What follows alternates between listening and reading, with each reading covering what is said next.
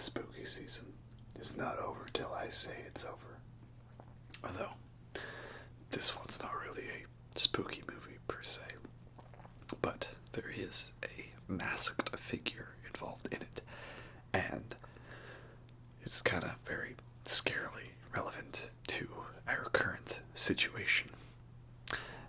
And as it takes place in early November, it's close enough to Halloween to count. So, you know what? It's my channel. I can do what I want. Yes, today, of course, we are talking about... Remember the 5th of November. The gunpowder, treason, and plot. I know of no reason why the gunpowder treason should ever be forgotten. Oh, hello there. Can I help you? Who exactly are you? Who? Who is but the form-following function of what, and what I am is a man in a mask. Yes, I can see that. I can see that. I'm not commenting upon your powers of observation. I'm simply remarking upon the paradox of asking a masked man who he is. Right. But on this most auspicious of nights, allow me, in more of the more commonplace sobriquet, to suggest the character of this individual. Voila! Okay. In view, a humble vaudevillian veteran, cast vicariously as both victim and villain by the vicissitudes of fate. This visage, no mere veneer of vanity, is a vestige of the vox populi, now vacant, vanished. However, this valorous visitation of a bygone vexation stands vivified, and is vowed to vanquish these venal and verdant vermin, vanguarding vice and vouchsafing the violently vicious and voracious violation of volition. Shing, shing. Dramatic pause. I'm pretty sure this part was in the book. The only verdict is vengeance, a vendetta, held as a votive not in vain. For the value and veracity of such shall one day vindicate the vigilant and the virtuous.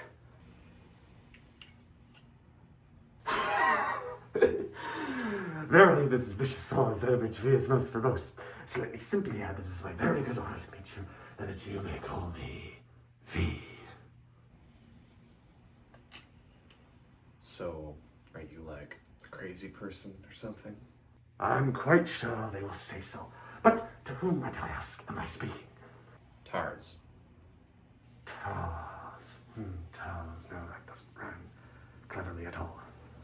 Look, I have reviewed a film right now. Do you mind keeping it down for a little bit? Oh, yes, certainly. Off you go. Uh-huh. Remember, the 5th of November, the gunpowder treason and plot. I know of no reason why the gunpowder treason should ever be forgot.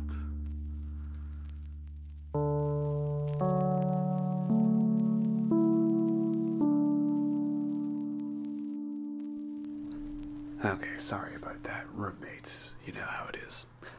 Yes, today we are talking about the 2006 action-adventure, political thriller, sci-fi, dystopian nightmare film that is V for Vendetta, which was not directed by the Wachowskis.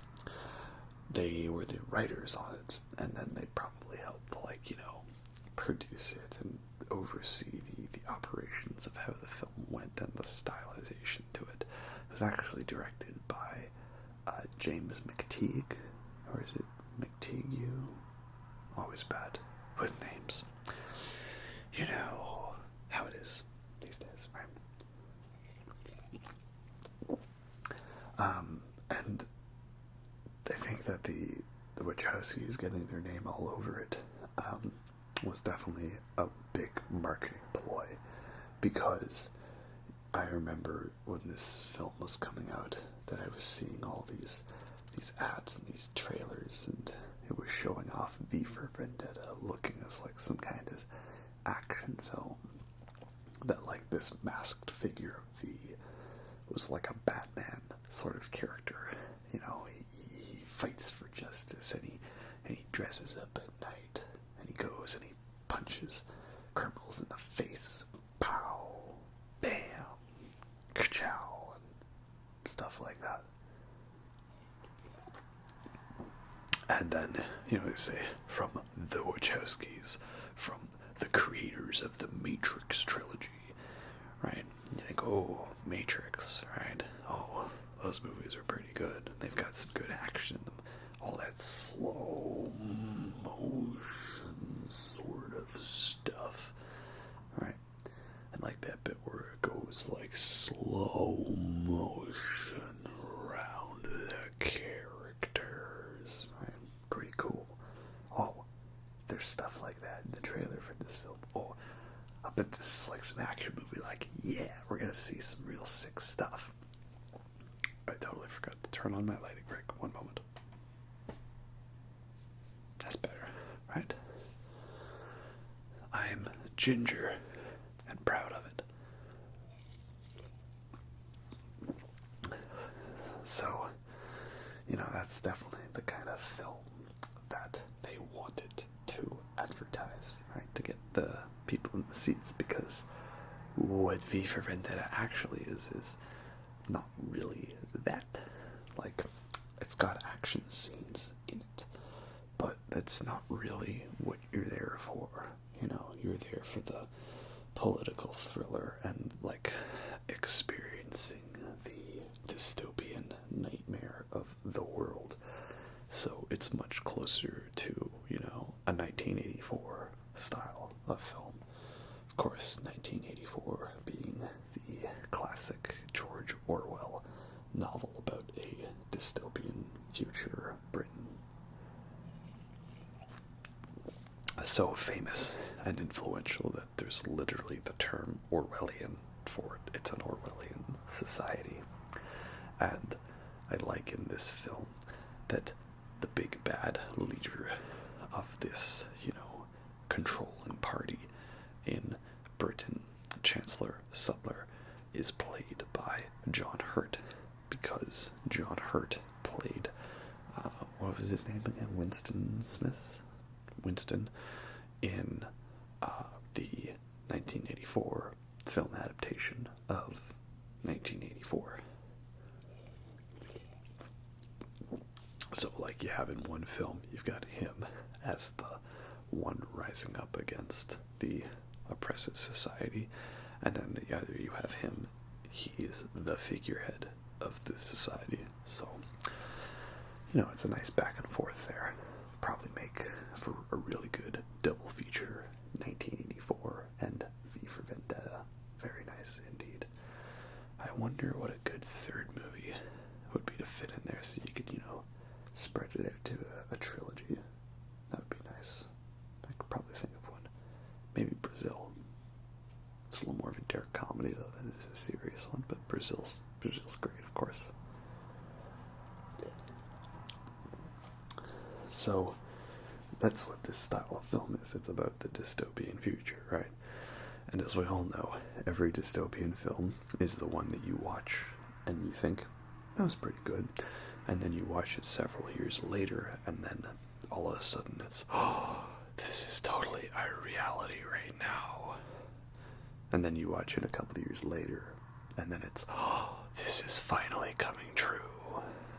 And then it's just, you keep seeing more and more connections in it because you're looking for them.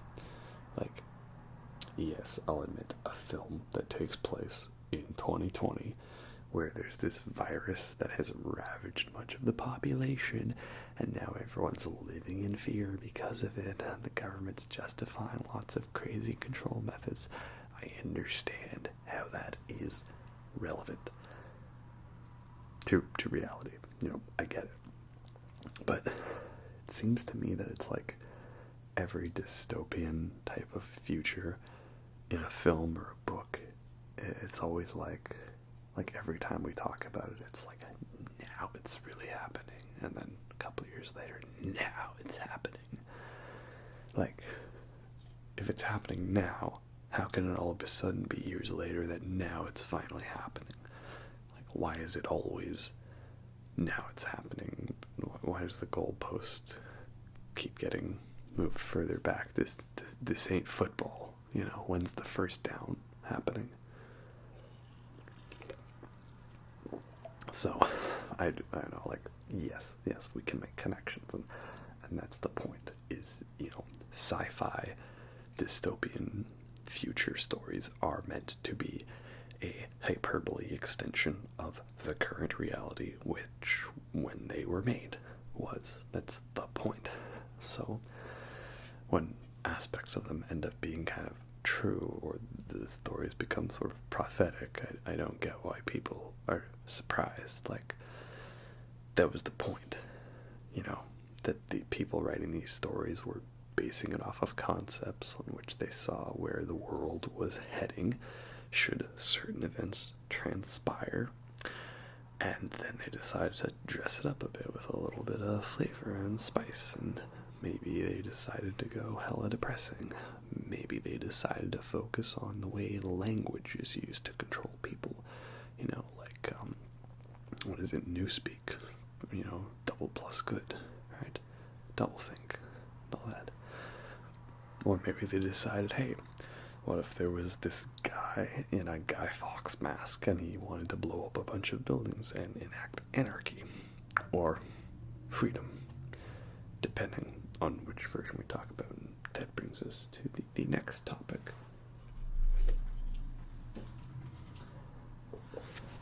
which is, of course, the graphic novel of V for Vendetta.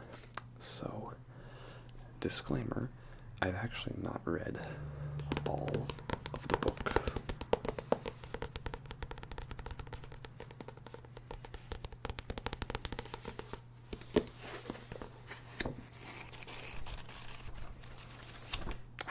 Nice fresh paperback. Some lovely artwork in here. So, the graphic novel, and the film, V for Vendetta, are drastically different. That much I know. From what I've read of the book, it's like the characters and the names are the same, and that's about it. It's like all the events that transpire are changed in certain ways. So, I would like to eventually read all of this, right? Like, I know in the novel there's definitely some elements that are a lot darker, like Evie, who is played by Natalie Portman in the film. In the graphic novel, she's actually like an illiterate 16-year-old prostitute. I'm pretty sure that detail's not in the film, or like V, he definitely seems a lot more crazy in the graphic novel. Like, he has big speeches in front of a statue. Another detail in the book I know is that there's a lot more detail and attention paid to the way that the sort of future government in this story works. Like, it's mentioned, like, kind of offhanded in the film, that the policemen, right, just the on the streets people, are the fingermen. And the idea is that every element of the control in the government is like some aspect of the body. So, like, the hand is the police force, right, with the police force themselves being the fingermen, the outstretched hand reaching forward to grip control. And then there's like the eyes being like the surveillance, and then like they're like the cameras, CCTV cameras, and the ears, it's like the, like, sort of like analyzing, I don't know, like phone lines or something.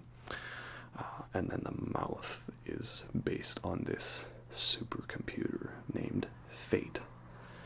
And basically, like, Chancellor Sutler in the book, he likes Fate. He likes Fate a lot. Like, he really, really likes Fate, if you know what I mean. And I'm pretty sure not all that is in the film. And then him, of course, is like, he's the head of everything that controls all the operations. But really, he's listening to what Fate says. So, this idea of like following this supercomputer, I don't know, this is giving me like Bioshock 2 Minerva's Den vibes, if I'm remembering that correct. This is a fun DLC, you know, Bioshock 2, good times. So, you know, in terms of comparing the two, it's a little difficult for me to do, because I also admit I haven't seen the film in quite a bit, but I plan on watching it soon. I just want to make sure that, you know, this review is up on the appropriate date, obviously, because then I'll get all the comments from the 3 people who watch my videos like, oh, you missed a big opportunity to upload this on November 5th and you uploaded on November 6th instead. And I'll be like, yes, very clever indeed. Very. So, I'm gonna watch Vendetta like really soon, probably right after I upload this, and maybe I'll see if I can do the double feature with 1984. That would be fun. So, when I talk about this film,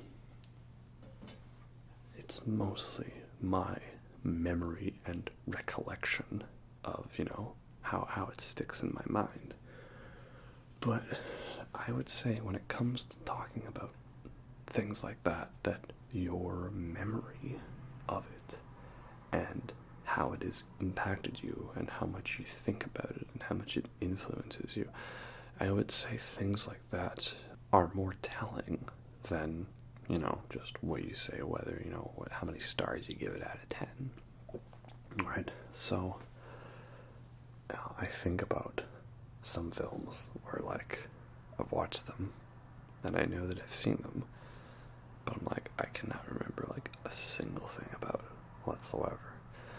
And then I think of ones where, you know, I only saw it once, but there's, like, lots of little fun details I can remember, you know, lots of little fun moments like that.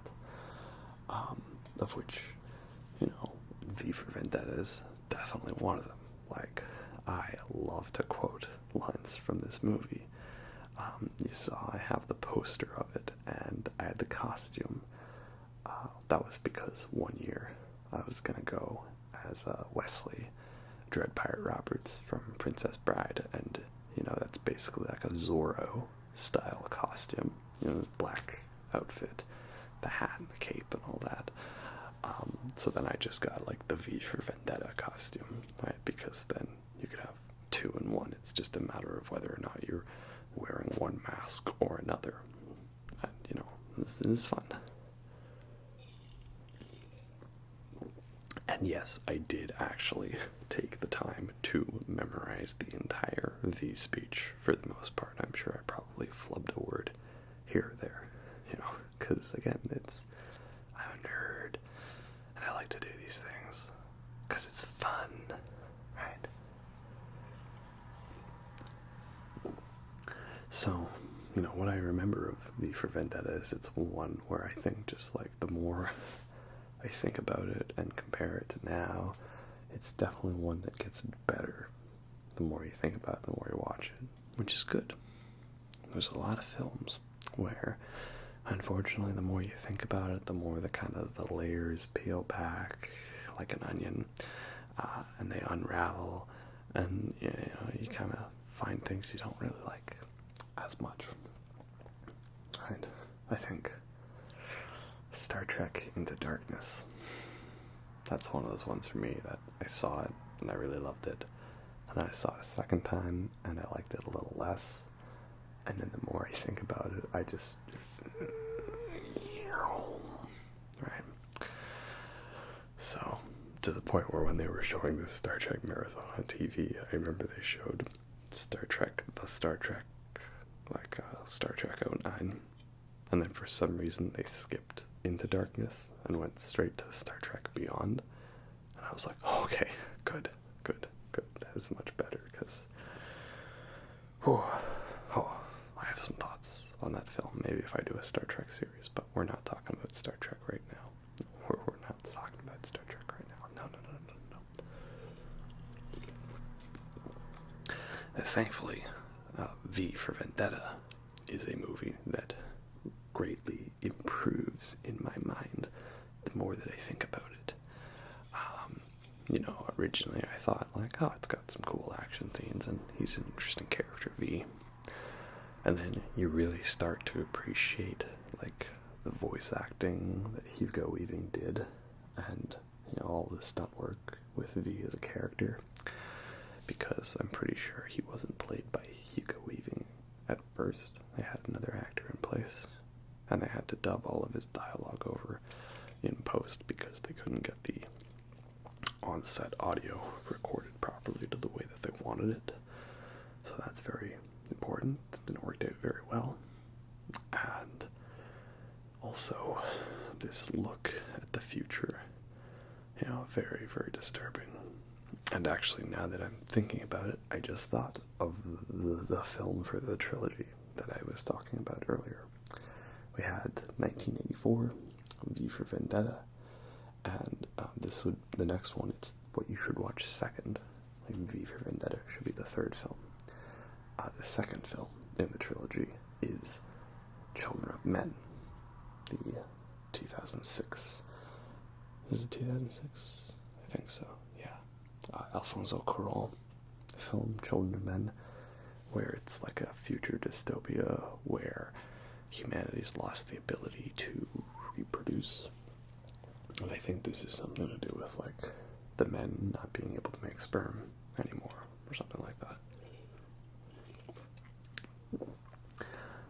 That's, like,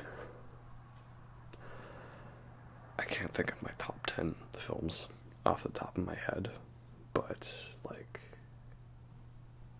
Children of Men is, like, definitely a contender. That film is just all kinds of amazing in every way. I definitely need to dedicate a full review for that one, that's for sure. But yeah, Children of Men, that's a great one, right? Because it's also a 2006 film with a future dystopian Britain where they've decided that the solution to all their problems is to, get rid of all the immigrants. And then, of course, in V for Vendetta, they took it a step further by basically getting rid of anyone who wasn't a straight white Christian,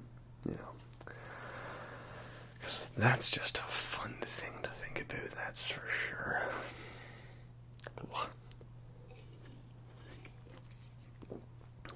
Hey, you don't want to bring politics in this, that's fine, but you're watching a review of a very, very political movie, so it's gonna get that way. That's how it is. That's how it is. I know, unfortunately, that Alan Moore, the writer of the graphic novel V for Vendetta, that he had a really bad experience with the way some of his novels were adapted into films, like League of Extraordinary Gentlemen, which I have not seen, and I don't think I need to. And so basically after that, he just, like, completely distanced himself from every Hollywood production of sorts on any of his work. And he just refuses to take any money from it and refuses to be credited. He's just like, no, I don't want to do anything. I don't want anything to do with it. Just get me out. No. And I know that he, like, read this script for V for Vendetta, and he did not like the changes that they implemented. I think one critique was that he felt that the original book was written in response to Margaret Thatcher's rule in Britain of the 80s. And this was about the fight between, anarchy, just total no control whatsoever, and, like, fascism, like, complete control. Whereas the movie, since it is a film that was made, after 9/11, automatically means it has to be referential to the Bush administration and the Patriot Act and all that stuff, because that's just how it was. though I will give this film credit, it was a film that came out after 9/11, and they were not afraid of blowing up buildings, right? Like, that's how it is. I actually remember when I was watching the special features for The Bourne Identity, the first Jason Bourne movie, that they had like a big explosion planned at the end of that film, and this film was coming out in 2001. And because 9/11 happened, they rewrote it and they got rid of that scene and changed it to the ending you see in the film. And one of the guys in the scene, in the behind the scenes, says, "We thought that this was the end of explosions in movies." Look, I'm Canadian, okay? I'm not American. I'm not like, connected to it all. You can come at me with your hate all you want. I'll say I'm sorry and go have some maple syrup. But like, that was gonna be the cause for the end of explosions in movies? Okay, that's fine. So, the point is that they weren't afraid to blow up a bunch of buildings in V for Vendetta. So, that's cool. That's some great explosions too, right? I mean, come on. You gotta see Parliament blow up. It's fantastic, right? I love it. That's another switch as well. That I'm pretty sure in the book, like in the movie, the Old Bailey is blown up first, and then it's a year later that Parliament gets blown up. And I'm pretty sure it's almost reversed, that the beginning Parliament is blown up. But there's something else that's not the Old Bailey that is the target for the 1 year later sort of thing. But again, I have not fully read the book, unfortunately. I am sorry. I would like to change that very soon. Hopefully. If I get time in between doing other movie reviews and stuff, because that's what I'm into doing right now, and that's how it is.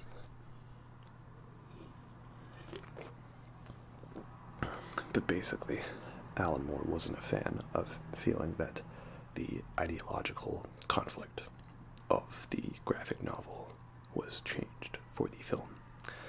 So he just completely removed himself, everything to do with this. And it's unfortunate because then the next other Alan Moore adaptation, which I think is phenomenal, was Watchmen by Zack Snyder. And if you watch like the full extended ultimate version of that film, it's like nearly a shot-for-shot remake of the graphic novel, bar a couple of differences here and there, and the ending's different, obviously. And Zack Snyder said, oh man, I sure do hope one day that Alan Moore comes out and decides, hey, why would I watch this film? And maybe he thinks it's like not half bad or something. And Alan Moore said, no, the best thing that could happen is that I actually end up considering watching that piece of garbage film. I don't actually know if that's how he sounds. I mean, if he wrote Vendetta in response to Margaret Thatcher, he's probably British, but or English. I don't know, maybe. I don't know. Also, is it just me, or does it seem that, like, Alan Moore writes, like, a bunch of really amazing, influential novels? Like, he wrote, like, 3 of the biggest 80s graphic novels of all time. V for Vendetta, Watchmen, and The Killing Joke. And then he ends up just looking back at them and being like, well, this is absolute garbage. I don't know why anyone could like this sort of thing. And then they get made into movies that are sometimes good, sometimes not good, and he just ignores them for reasons. I don't know. This guy has this power to write such influential stories at the time, and then he looks back on the later and realizes, like, no, that was the wrong thing to do. I don't know what I was thinking. Oh. Maybe that's just what I've taken away from it. That's what I've taken away. It's all good. But yeah, again, it's like I haven't seen this film in a while, and yet so much of the imagery in it sticks with me, and I think that is what's most important in determining whether or not you like a movie. So I'm really looking forward to watching it again and seeing how this changes my opinion of it. Basically, it'll be that I'll end up loving it even more, that's for sure. And yeah, again, also looking back at the time, like 2006, some of the content in there, pretty ahead of its time, that's for sure. Definitely prophetic.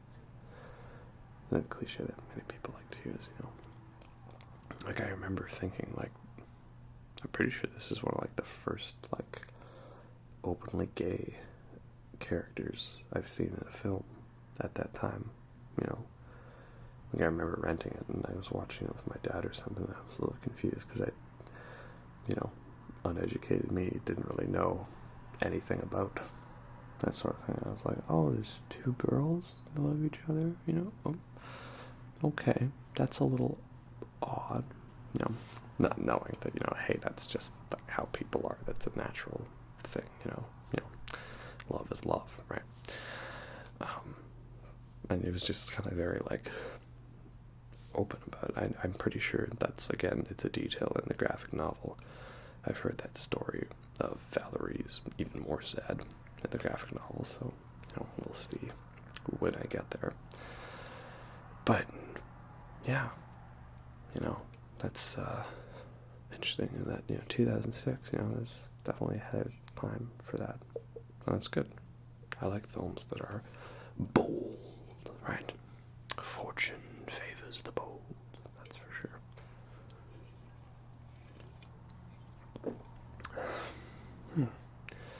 Again, I feel like I've reached what I've had to say about it at this point. It's a great film. If you haven't seen it already, well, what are you doing? Right? It's November 5th, 2020. It's literally happening right now, right? Of course, then, if you go wear a V for Vendetta mask now, everyone's going to think you're a member of Anonymous or something like that. I remember when I was V for Halloween one year, people was like, what are you with Anonymous? No, I am not. I'm sure the pay rate with them is great, and that they have, a nice healthcare plan that includes dental. But sadly, no. I am not a member of Anonymous. Pains me to say.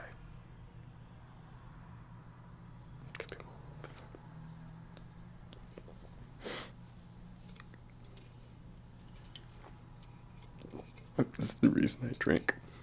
I'm not a member of Anonymous.